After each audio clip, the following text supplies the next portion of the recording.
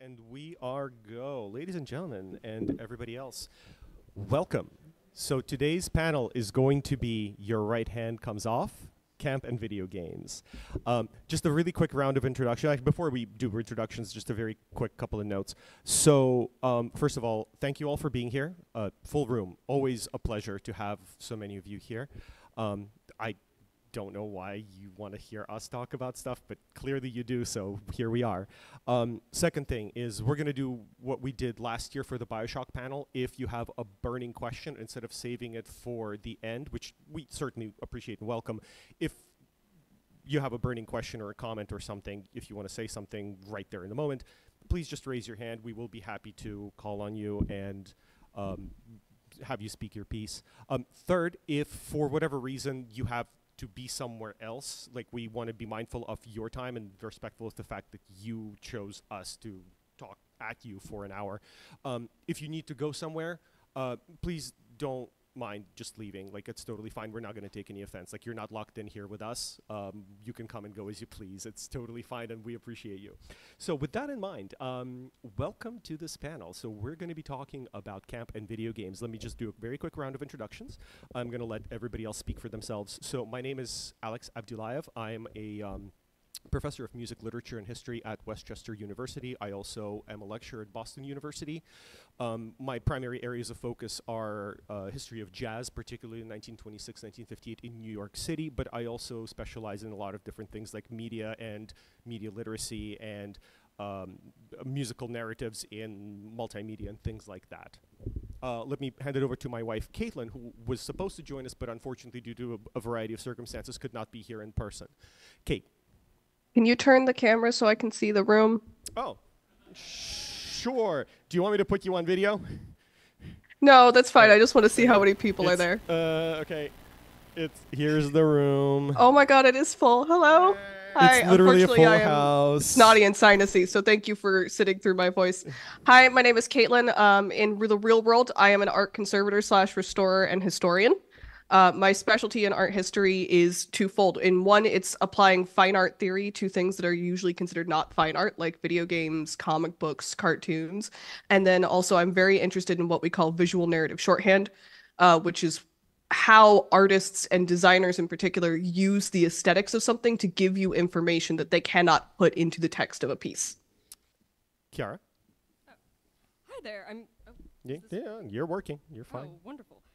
Hi, I'm Kiara. I'm a competitive cosplayer, and I over-engineer cosplay. You're also an art historian. This is also You true. literally have a degree in this stuff. Like, I think that's the part that matters more right now. That's fair.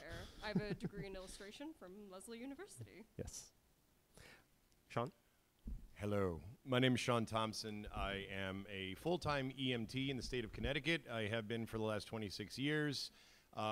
For the last 20 years, I have been a happy graduate of the Manchester Community College degree in multimedia studies. I have worked as a fine art photographer, wedding photographer, and every other type of photography you care to mention.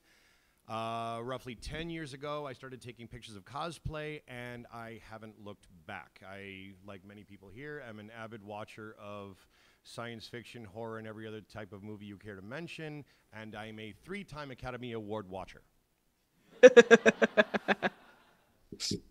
Also, don't forget that, fuck, I forgot what I was going to say. I was going to say something really, really magical about you, and I completely flaked on what it is, and it's fine. I'm sure it'll come back to me at the most inappropriate moment. Absolutely, blurt it out when it comes. So one other thing that I would like to ask, you don't have to do this right now. In fact, we prefer you don't do this right now. But at the end, those of you who are using the guidebook app, if you can find our panel and rate it out of 5 stars, I mean, obviously you don't have to give us 5 stars if you think it sucks. Like, be reasonable and fair. We welcome constructive criticism, but it would mean the world to us if you could leave us a rating and a feedback on the app. If not, then that's also totally fine. Like, we're not here for clicks. We just love doing this stuff. But it helps. MAGFest likes having the numbers. It helps them decide what paneling to do next year. Good. So with that in mind, away we go. So in the interest of making clear what we're going to talk about, we already did our round of introductions. I'm going to start off with the history of camp. Kate's going to take over with the significance of camp and analysis for Bayonetta and Dante's Inferno. Chiara's going to take us in through Devil May Cry. I'm going to go with a real blast from the past and talk about the Command & Conquer Red Alert series. Everybody's like, yes, that's what we're here for. Amazing. We want to watch a Russian talk about fake Russians. Yes.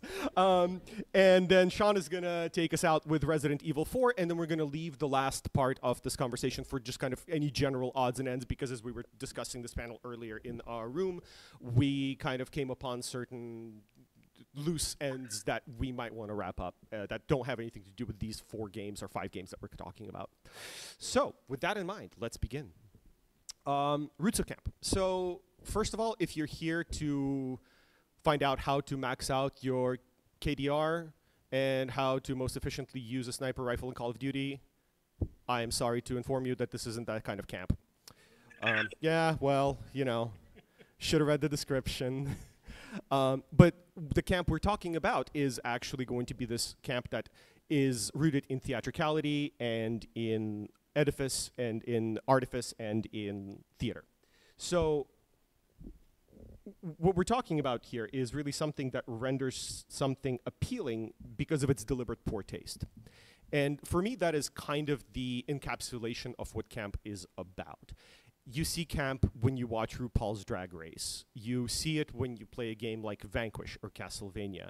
You see it when you watch a particularly bad movie that is good despite its best efforts not to be. And you hear it in the performances of Elton John, Prince, Queen, and any number of glam rock bands from the 1980s. What are you doing, Sean? Keep going. Can you My job. please stop taking pictures of me? No. Said no one ever. Okay, so let's talk about the roots of camp. Even though there's no official tether to this, I firmly believe that a lot of contemporary artifice in performance goes back to the Italian commedia dell'arte, which is a stock character dramedy that was particularly popular throughout the Renaissance and into the early to mid Baroque. So what it usually revolved around is troops of traveling artists that rode around on their wagons. They had these stock characters that they portrayed, including a Harlequin, a Pierrot, Colombine, Pantalone. They all had very distinct and separate roles that they essentially portrayed in very one-dimensional ways. So Colombine was always like the sweet ingenue, Pantalone was always the lecherous old man, you always had Joker, which is Harlequin, and you always had the sad clown, which is Pierrot. And so through these one-dimensional characters and creating the semblance of conflict, and particularly portraying this conflict and these jokes in extremely poor taste that catered to the lowest masses, they created an aesthetic that essentially endured for well over 300 years.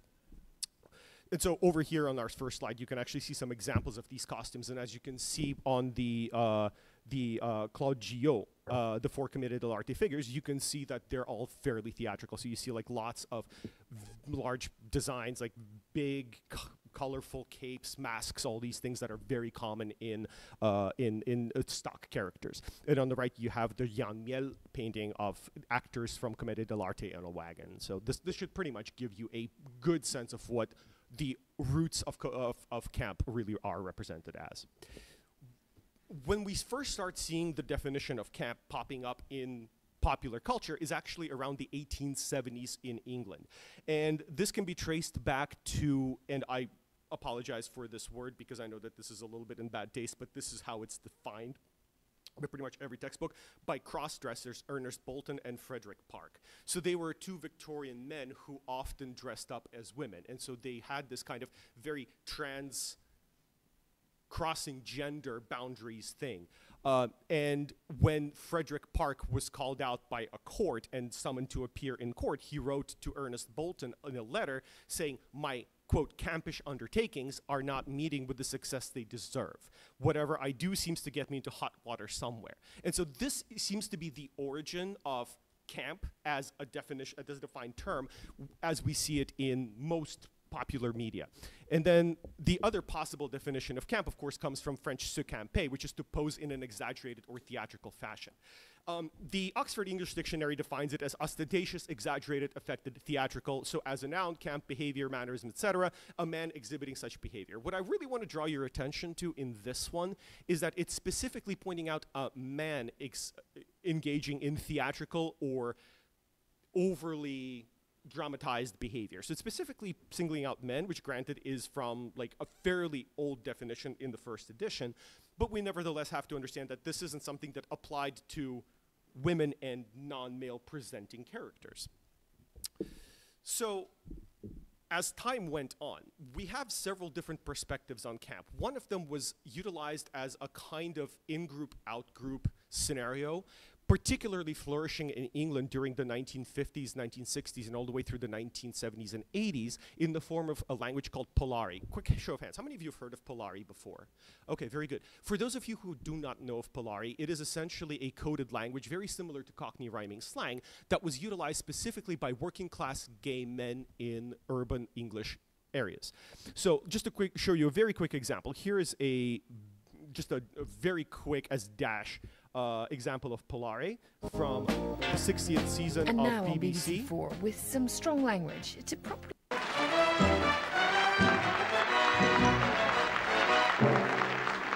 Some subcultures still had to use what amounted to secret languages. The gay Polari.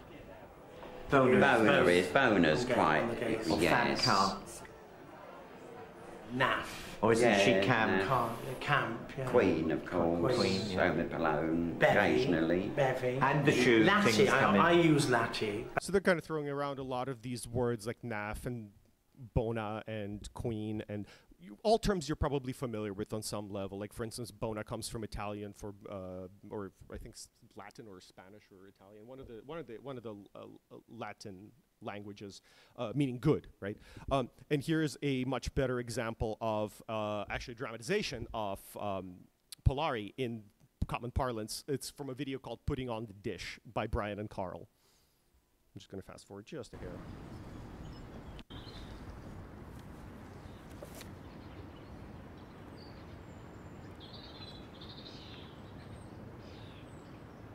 I've read that.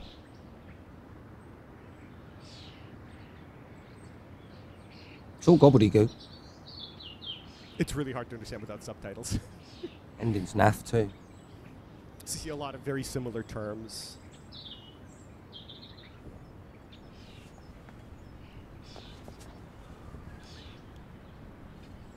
Got 3 drags and a spit doll.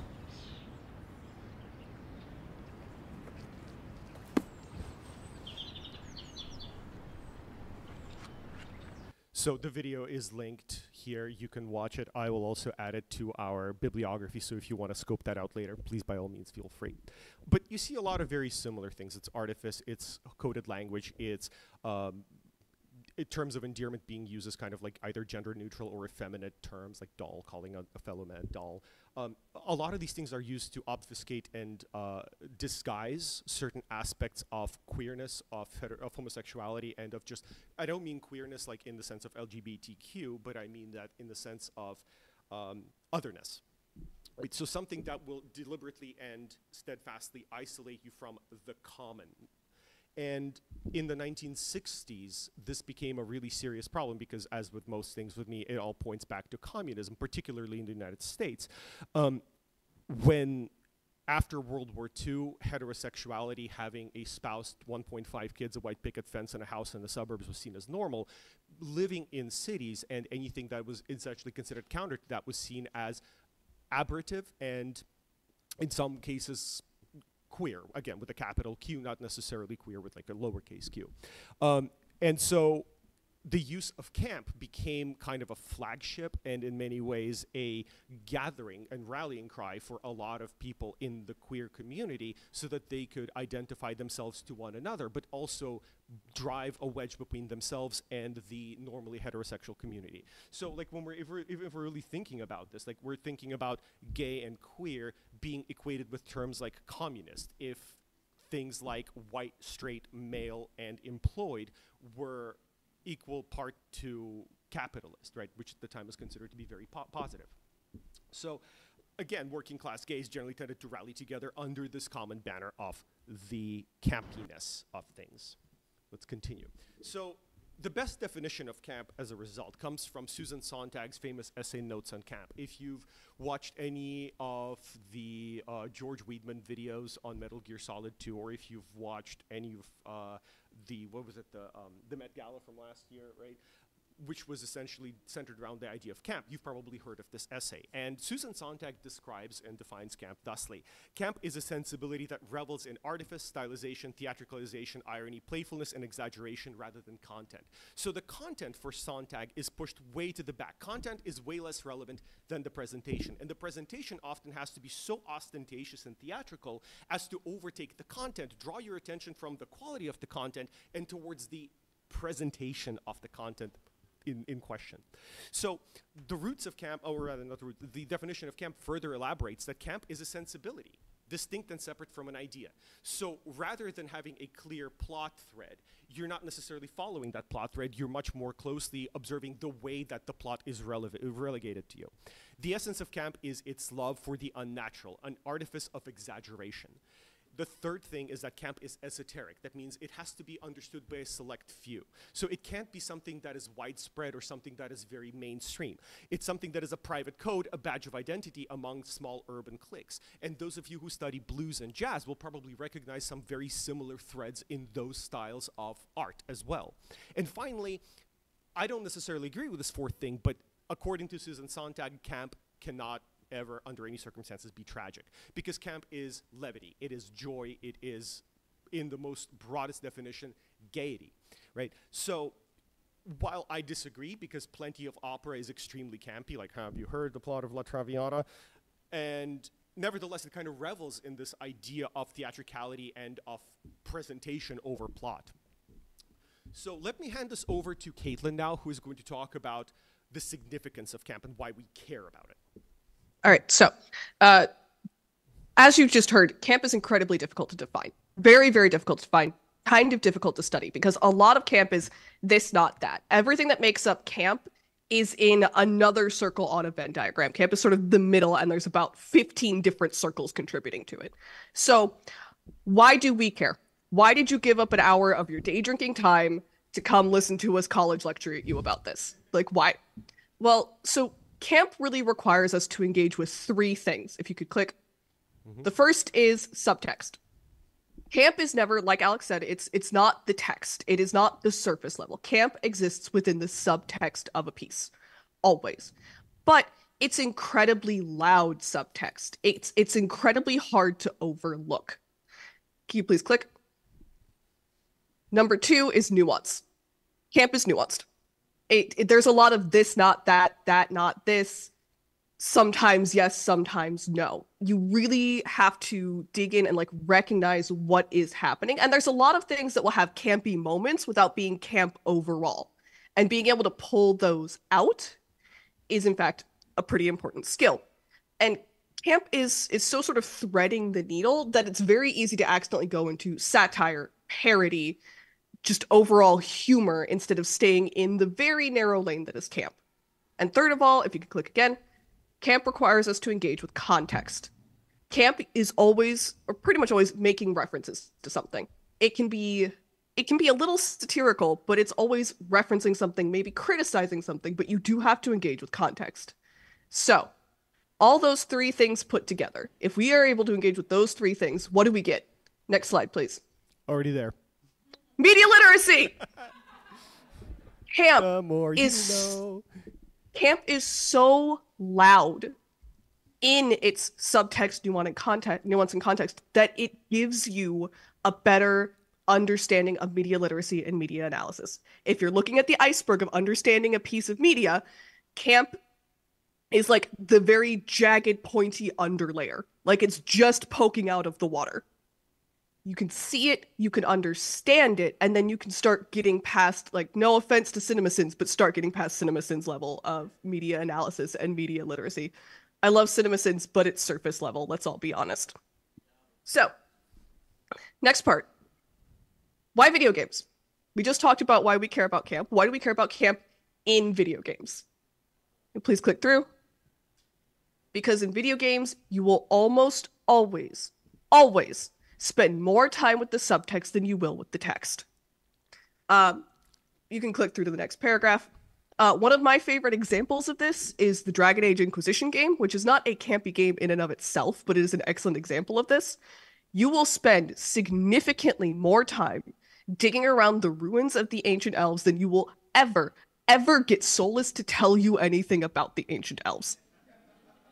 You will always spend more time with what the artists and the designers and the environmental designers were doing and the information they're trying to give you through visual clues than you will ever get out of a character info dumping at you. This is especially true for games like, I think Dark Souls is the best example of this, but it's kind of built into the story of Dark Souls that it's not supposed to be understood from the top. But video games require you to engage with subtext. If you are good at recognizing camp, if you are good at recognizing the things that camp forces us to recognize, you become much better at reading and understanding video games. You become much better at figuring out, I mean, honestly, the story will be spoilt for you sometimes. If you look at BioShock Infinite, the story is completely spoilt for you in the Hall of Heroes moment, if you know what you're looking at and you know what you're listening to. And being able to engage with camp will teach you those skills to be able to recognize those references. Because here's the thing, does anyone here know what visual narrative shorthand is? A couple of hands. Okay, so visual narrative shorthand, if you've ever read the book Understanding Comics, visual narrative shorthand is basically how we use images to convey information that we cannot say. It's the reason that you all know which bathroom you're supposed to go into just because there's a weird blobby sign outside of it. Video games rely on visual narrative shorthand. So being able to read that and understand that will make you significantly better at understanding what the game is trying to say. So, given that we're talking about aesthetics, and go on to the next slide, we're going to talk about the aesthetics of camp. Now, go ahead and do Bayonet and Dante's Inferno. So, if we're talking about the visual aesthetics of camp, think back to any camp movies you've seen, camp media. What do they look like? What do they tend to, what's the sort of aesthetic they tend to use?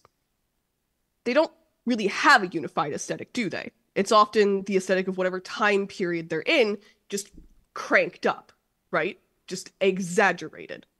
So if you're working with a video game that is already inherently past the point of reality, when you look at a video game screen, if you're playing a video game, you are already suspending your disbelief that this is the real world. You know you're not looking at anything that's meant to mirror reality. You know it's an exaggeration of whatever part of reality the video game is working with.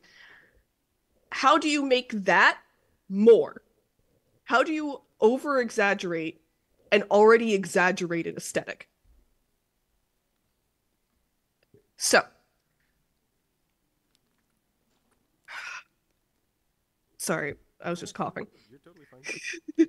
So, how do we do that without it becoming silly? Because video games are already considered inherently silly, but we want a certain level of gravitas. Because camp, while it can be humorous, it never ever treats things as though they are silly or without respect. One of the things that's very important about camp is that it takes, there was a quote from the notes on camp, that the frivolous is treated seriously. Is that, oh, sorry, that's my throat again. Is that,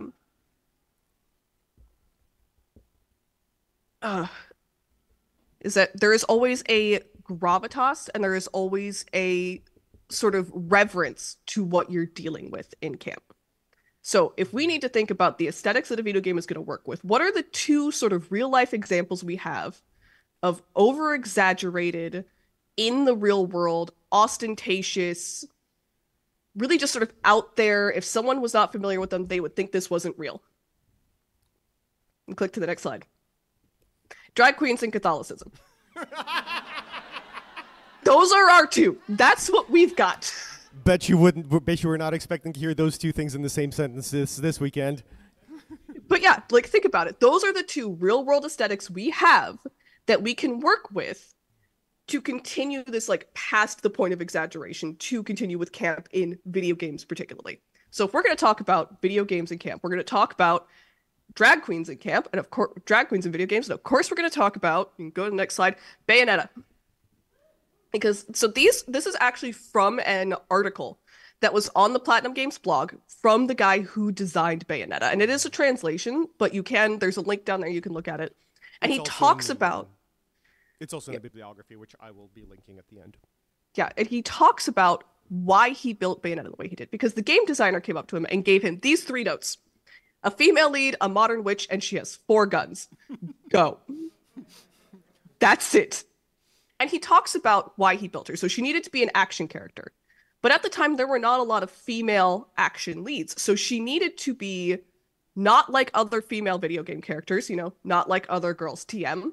But she also needed to be taken seriously. The only serious female video game lead at that point was Samus, who was not a woman for most of the game. Let's be honest. She was a suit of armor.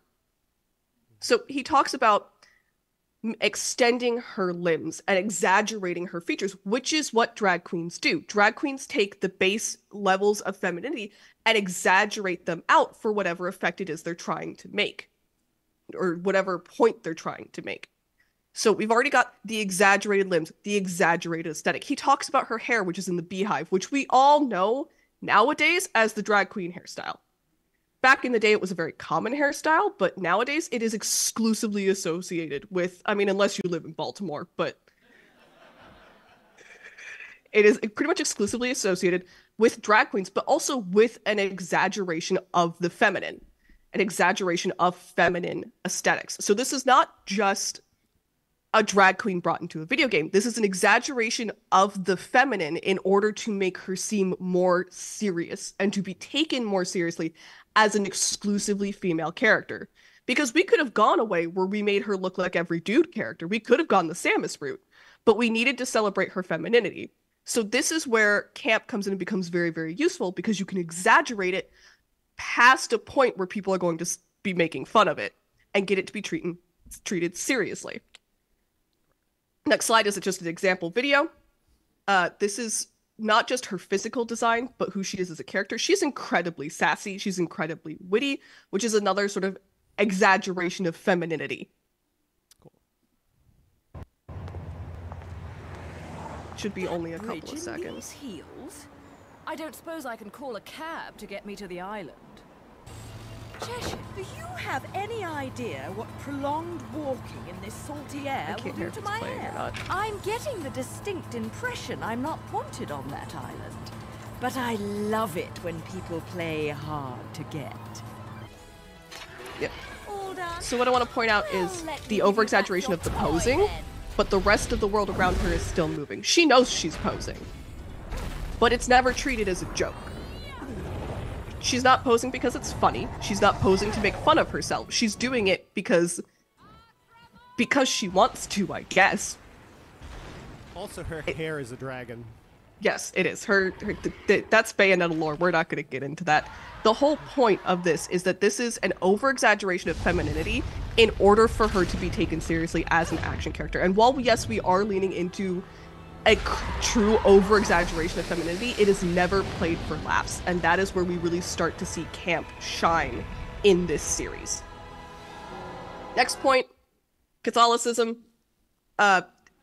If you've never seen Hieronymus Bosch before, I apologize to you in your dreams tonight, because you will not walk out of this normal having never seen that before. So that's Hieronymus Bosch, who was a medieval/Renaissance painter, and that is his depiction of limbo. Next to that is Notre Dame, obviously very famous. So this is the aesthetic we're looking at when we deal with Catholicism. And you'll notice that many of these games we talk about are either have a very Catholic aesthetic or a very military aesthetic. That's because if this is the baseline we're working with, if this is what we can put in and not have someone blink an eye, imagine what we can do if we really want to turn it up to 11. If we really want to lean out and make some really exaggerated points. Now, camp movies and camp media often doesn't use religious symbols very often. That's why you usually see it associated with drag queens, because movies and like TV, if they go campy with religion, that can be seen as insulting religion, particularly Catholicism. However, if you've been to a Catholic mass as someone who is not Catholic, I was raised Lutheran. I had to go to a Catholic mass once. I had no idea what was happening. It was full Latin. I thought for sure I had traveled back in time. It's overwhelming and ostentatious in a way that does not seem real. So if you're going to work with this for a video game, the best example I have of this is a game called Dante's Inferno. Fair warning, this is a very adult game. I picked a clip that is hopefully not too bad, but if you do try to go watch this game and play it, be warned, it is very, very adult.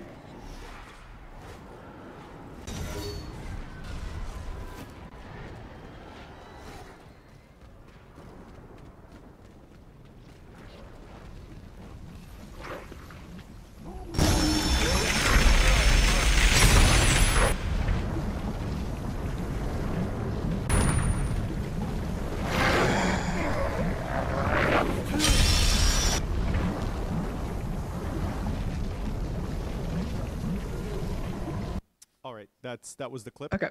Yeah, so now that the clip is over, there's one thing I wanted you guys to notice. So particularly the design of the area he's in. Does that not look like Notre Dame just dialed up to 1.5 million? Now that is Limbo, so it is supposed to be a little more twisted and gory, and you know, he's going to Limbo. It's not good. But you see that same design with those Gothic cathedrals, of that stonework, of that over-impressive, like almost oppressive aesthetic of the stonework. The other thing I really want to point out is all of those carvings that you saw in the doors and around the corner. That is exactly Hieronymus Bosch. You are working with Hieronymus Bosch, but somehow we've made it creepier and we've made it weirder.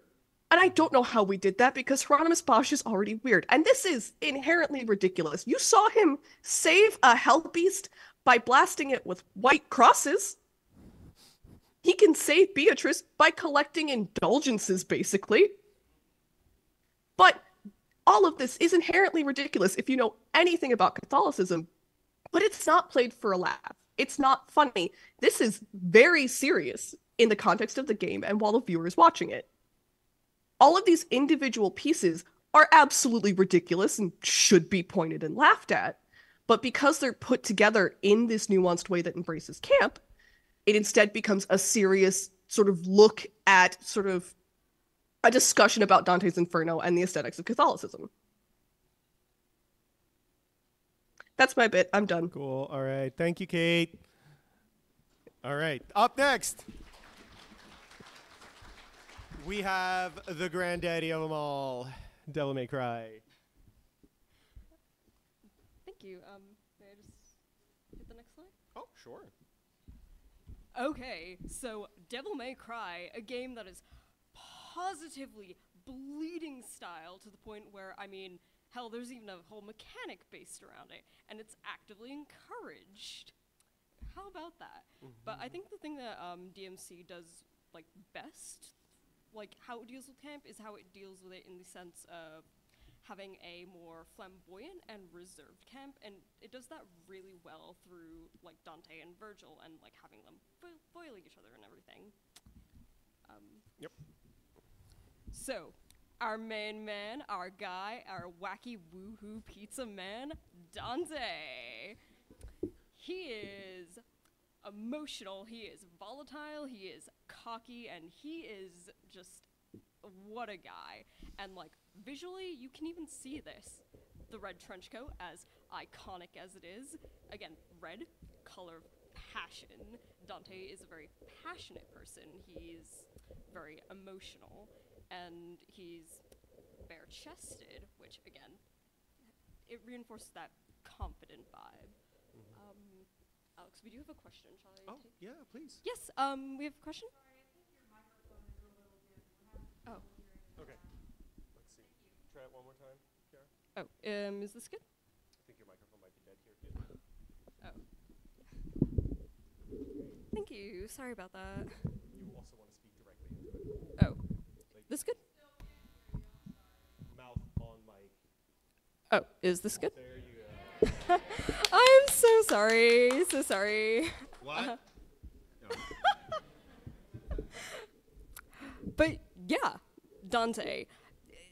There's this really special thing about DMC where it's, I guess, like the rule of cool, where it's like something is so egregious, so ostentatious that it loops back into being cool, and you can like clearly see this through the long trench coat designs, a la like the Matrix and Blade, which at the time was a very like common trope of like, oh, like cool badass character, they're going to have a long leather trench coat, which I will argue to the day I die is still cool. Next slide, please. Me bias towards men with white hair and cool swords? Easy. Jeez. Who'd have thought? But we can even see this in the like weaponry that Dante chooses. It's campy because it's bold and outrageous. There's, like, for a good example, there's Navon in DMC3, which is a guitar that can literally turn into a scythe. And then in DMC5, we have Chevalier, which is quite literally 2 motorbike greatswords, which is insane. But again, it fits Dante's style really well, as he's flashy. And what could be more flashy than, again, 2 giant motorbike swords?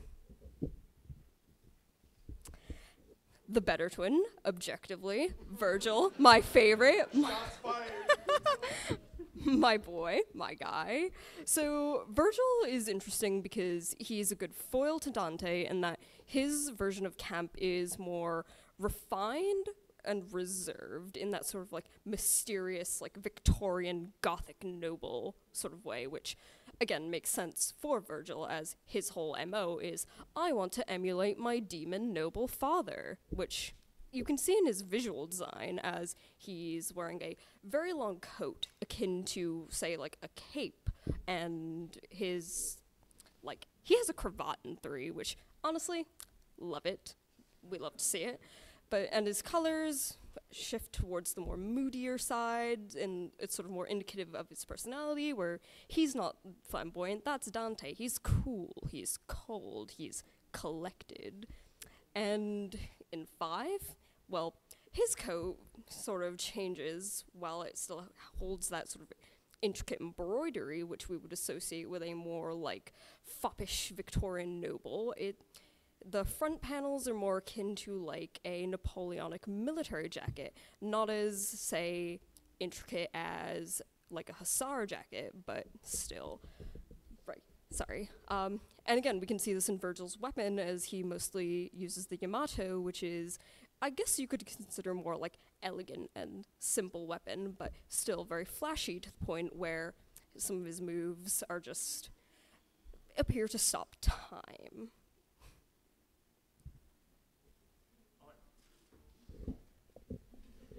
All right, let's talk about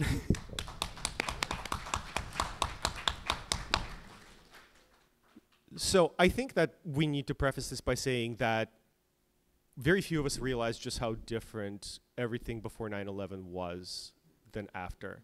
No, and there's a reason for that. Red Alert was released on October 20th, 2000. So the main releases for the series were in 1996, 2000, 2008, Red Alert 1, 2, and 3 respectively. And there is a massive difference between the presentation, aesthetics, and the way that each game treats camp from the way Red Alert 3 in 2008 does the same exact thing. So just a very quick history. For those of you who are not aware of the series or maybe don't dabble in RTSs, I'm just going to do this like really quick lickety-split. It was developed by Westwood Studios, published by Electronic Arts. The third game was kind of developed in-house by Electronic Arts and written by Greg Zaslavin, I think. And it was designed by Brett Sperry. The soundtrack was composed by Frank Lepacki for Red Alert 1 and 2, and James Hannigan and Timothy Michael Wynn for Red Alert 3. So these are all really important things because there is a very clear divide between the first 2 games and the third game, whereas the first 2 games really lean into camp as an aesthetic. I think that the third one actually kind of crosses that boundary and leans more into I would say bad taste a little bit more than camp, but it still retains a lot of the elements of the original. So a lot of gamers frequently look at this game and call it the most fun you can have with mass destruction. I mean, they use slightly different terms, but I can't say that. So we're going to just go ahead and move on. So one of the things that Red Alert is significant for is for the way it redefined the way Command and Conquer works. Because the first Command and Conquer, the first two Command and Conquer games, which is Command and Conquer 1 and Red Alert, were very serious. They were kind of rooted in seriousness, and the camp came really as an artifact of the small budgets and just the minuscule amounts of manpower and man-hours that went into creating these games. Whereas the second Command & Conquer was benefiting from a better engine, from a much bigger budget in terms of both cutscenes and 3D animations, and it also just opened up a lot of options for the player to follow. And so the inspiration for the second Command & Conquer Red Alert game was taken from 3 movies. It was taken from Red Dawn, very obviously, the Soviet invasion of the United States, Invasion USA with Chuck Norris, which is basically the same thing, and War Games, which was that sort of post-apocalyptic 1980s power fantasy about a computer gone rogue playing with nuclear weapons. So why is Command & Conquer important? Well, it's important for a variety of reasons. One of them is that it fundamentally defined a lot of the ideas of what camp was. And the reason that its camp was so incredibly important was because of the subject matter that it tackled. For those of you who are not aware, Command & Conquer deals with a fictional conflict between the Allies, which is to say Germany, Italy, you know, the Western powers, NATO powers, and the Soviet Empire, which is like the Russians. So this is kind of fundamentally a hot button topic for Americans, right? Because we've lived for a very long time under the threat of the Red Menace. There's a whole Cold War that we had about this. But Command & Conquer sheds all of the historical baggage that has to do with that, all of the existential horror that we had to face down for 3 or 4 decades, depending on how you count, with the possibility of nuclear annihilation, and kind of starts making fun of it. Just puts it out there and says like, haha, nukes are fun. So we can see this nowhere better than in the full motion cutscenes that are portrayed in this game. So let's go ahead and have a quick look. Our nation's top leaders presided over the parades today in Red Square to celebrate the ongoing victory over the United States. Premier Romanov himself presented the Order of Stalin to the hero of the campaign, General Vladimir. We both know the truth, comrade. Just because Vladimir can retreat to Moscow more quickly does not mean he should take all credit, right? But no matter, let me share something with you. Okay, it gets better, if you can believe that. This time, okay? Sir, we've managed to capture one of the... I gotta hand it to you, kid. I've never seen Tanya stick her neck out for anybody. She's on an assignment back home, but she did ask me to convey any regards that she could muster. Well, and at any rate, you must have really impressed those Germans, too. In appreciation, their chancellor has put us in touch with their leading citizen. Dr. Einstein, you still there? Yeah, I am here. One moment. Well, Commander, you know, of course, that war, it is not my vocation. Okay, that's enough of that. I am... Let's move on, shall we? So, what's interesting about these? Let me actually hand it over to you folks. What struck you as particularly curious about the way these cutscenes are done? Anything at all? Anything stick out? Yes, please. Good, exaggerated acting. What else? Yes. Exaggerated stereotypes on both sides. Correct, yes. They're talking directly to you. Absolutely. So like they're breaking the fourth wall, which is a really important thing in media. Yes. Yes, absolutely. Okay. Everything about the visual presentation of this game is shit. But hear me out. It was super realistic. But hear me out. It's extremely well designed and very deliberate shit. Okay, you can't just accidentally do that. That has to be planned, right? But at the same time, it also has to be extremely spontaneous. And the choice of actors, I'm just to kind of give you some idea. So if you look at this list here, they have George Takei, Peter Stormare, Carrie Wurr, if you're familiar with Sliders or MTV from the 1990s, she was kind of a big ticket item. Ray Wise, who was in RoboCop, who was also in How I Met Your Mother.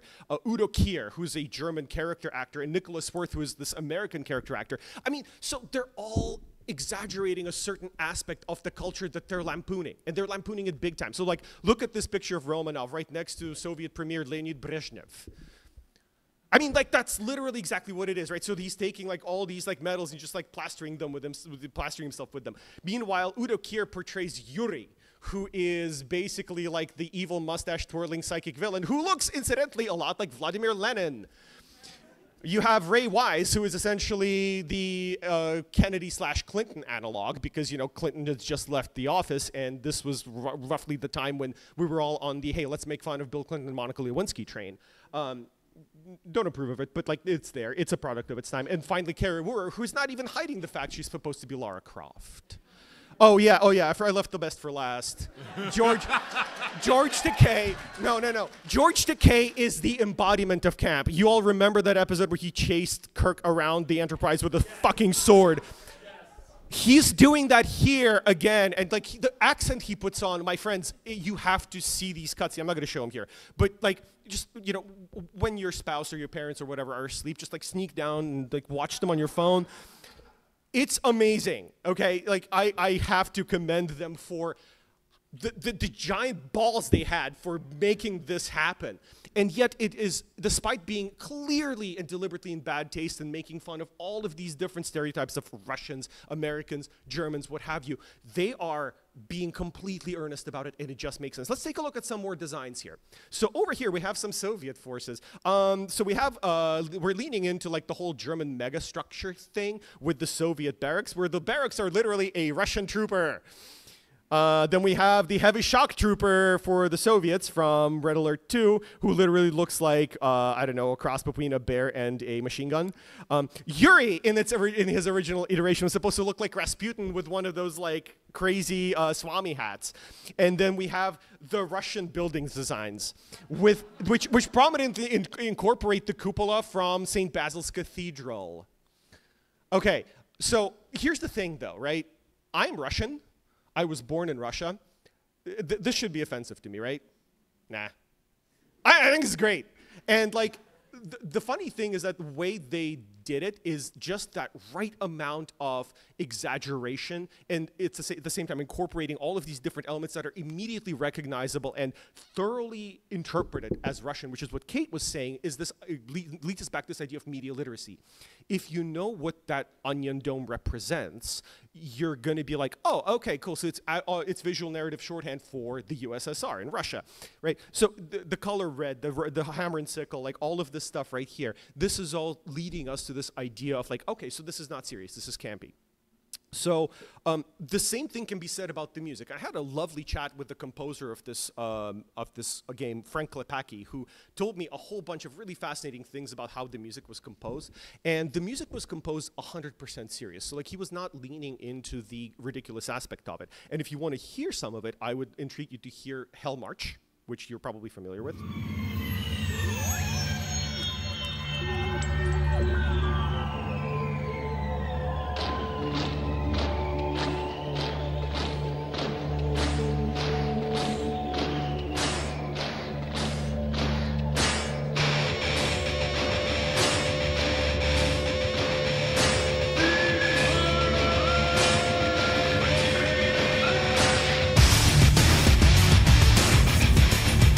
It's a banger. Okay, I listen to this when I'm stuck in traffic. It makes everything better. But listen to this one as well. This is called Motorized.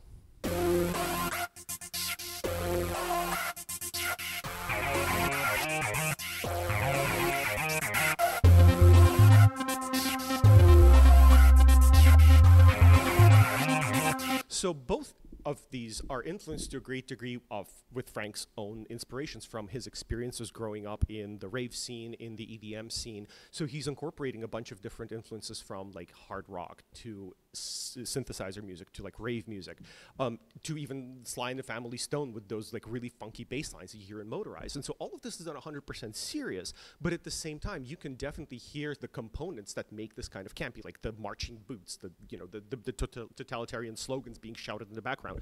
All of these things kind of combine to create a particular vibe for this game. Now, all of this is vaguely serious, but at the same time, we interpret it as kind of edifice, as theatricality, as camp, essentially. So the question remains, before we get into that, Resident Evil 4, why camp? Why for this? Well, again, think about it this way. We lived under the threat of nuclear annihilation for 40 years in this country. And there's no easy and lighthearted way to discuss it, right? Nuclear warfare is an existential threat.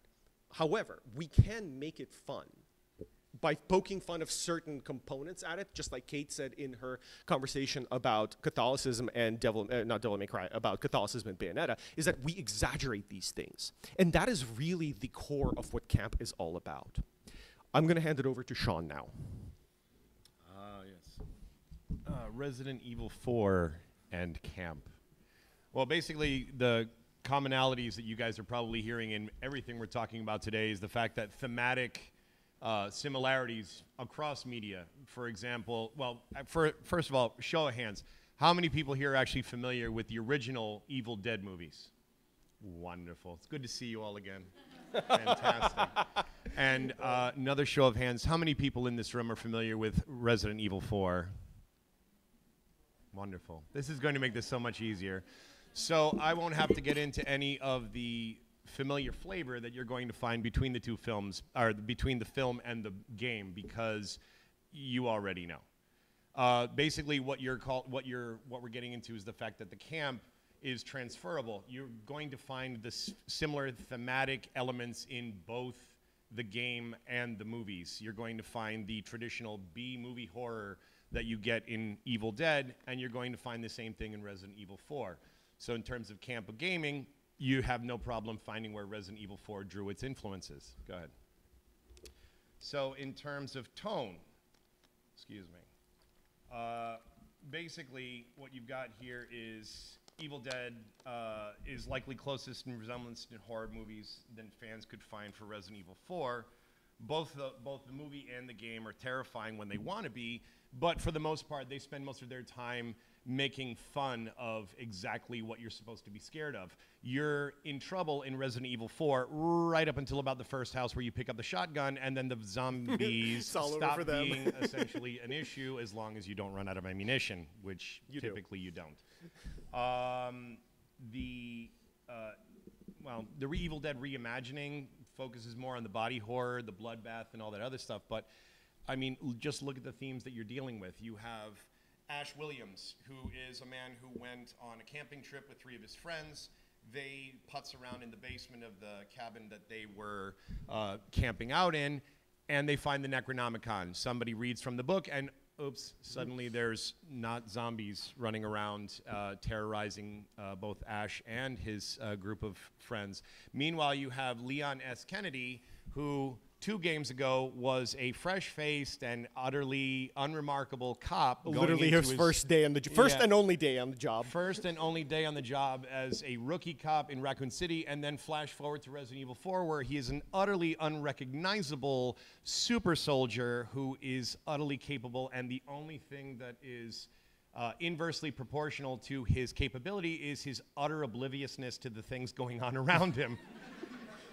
Also his sass. Yeah, and the sass. Sassy bitch. You can draw lines of parallel between the 2 characters almost exclusively. For instance, both of them are continuously repeating, admittedly repeatable one-liners. You've got Ash saying groovy. You've got Leon saying, no thanks, bro. Which, when they took that out of the remake, I was like, I was done. Oh, we're not here to talk about that remake. No. It's funny because Evil Dead is not as much a religious or cultist horror as Resident Evil is, but the same ritualistic sacrifices, the fact that people are being killed for the purposes of the Osmond Sadler initiative,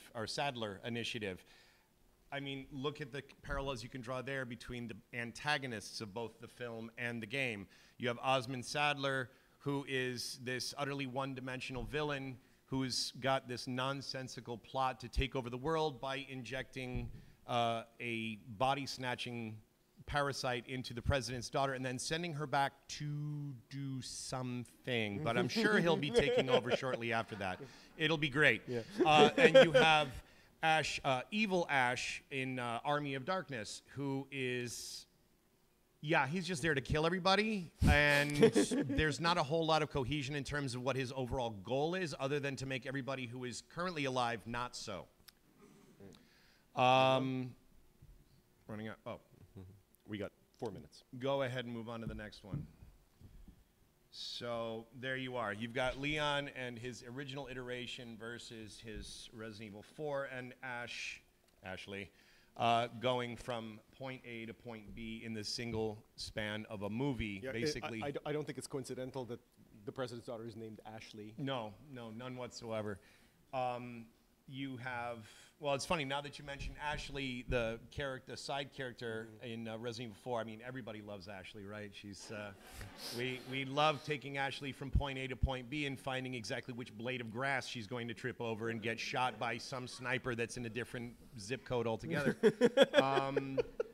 Or, you know, everybody loves those moments where she starts screaming your name ad infinitum until you finally topple the guy that's carrying her, only to have your bullet go through his head and into hers. You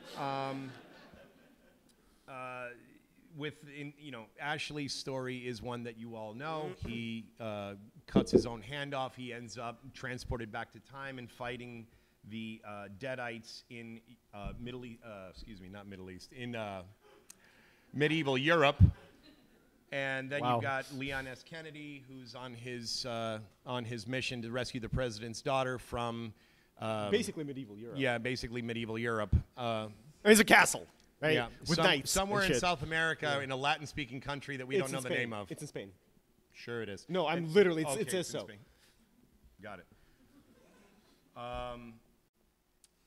All right. Let's. So basically, in summation, this is where you're going to find camp at its absolutely most egregious in movies like games like Resident Evil and movies like The Evil Dead.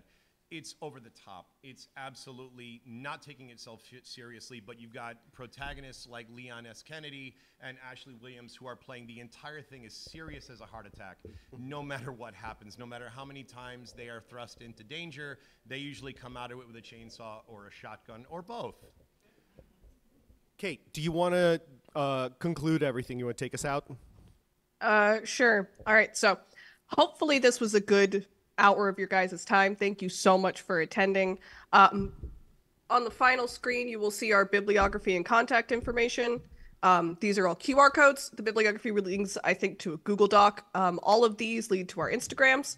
That is the best way to contact us if you have a question at 2 o'clock in the morning. Yeah.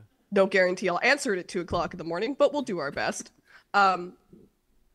Really, the thing that we want you to take away from this is that camp is,